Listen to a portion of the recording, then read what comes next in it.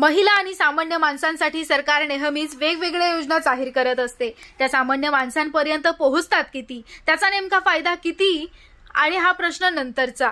मात्र अशाच एका योजनेची जाहिरात सध्या सरकारकडून केली जात आहे आणि त्यासाठी प्रत्येक जिल्ह्यात टार्गेट सुद्धा दिलेलं आहे। त्यामुळे महिलांनी या योजनेचा नक्कीच लाभ घ्यावा।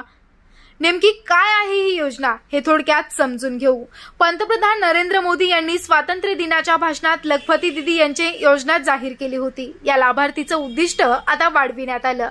प्रत्येक जिल्ह्याला विशिष्ट प्रकारचं उद्दिष्ट देण्यात आलं। दरम्यान या योजनेअंतर्गत बचत गटातील महिलांना व्यवसाय करण्यासाठी 1 ते 5 लाखापर्यंत बिनव्याजी कर्ज मिळणार आहे। महिलांना आर्थिक आणि कौशल्याचं प्रशिक्षण देखील देण्यात येणार आहे।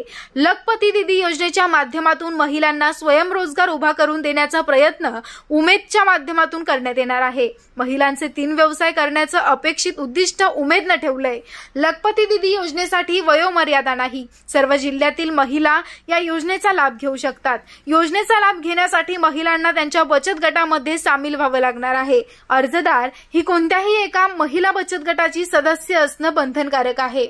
आवश्यक कागदपत्र आधार आणि पॅन कार्ड, पत्त्याचा पुरावा, उत्पन्न प्रमाणपत्र, मोबाईल नंबर, बँक खाते तपशील, पासपोर्ट साइज फोटो असे कागदपत्र राहणार आहेत।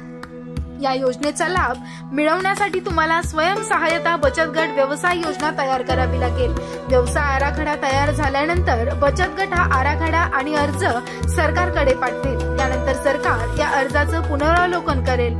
अर्ज स्वीकारला गेला तर तुम्ही या योजनेचा लाभ घेऊ शकता। या योजनेअंतर्गत 1 ते 5 लाख रुपयांचं बिनव्याजी कर्ज देखील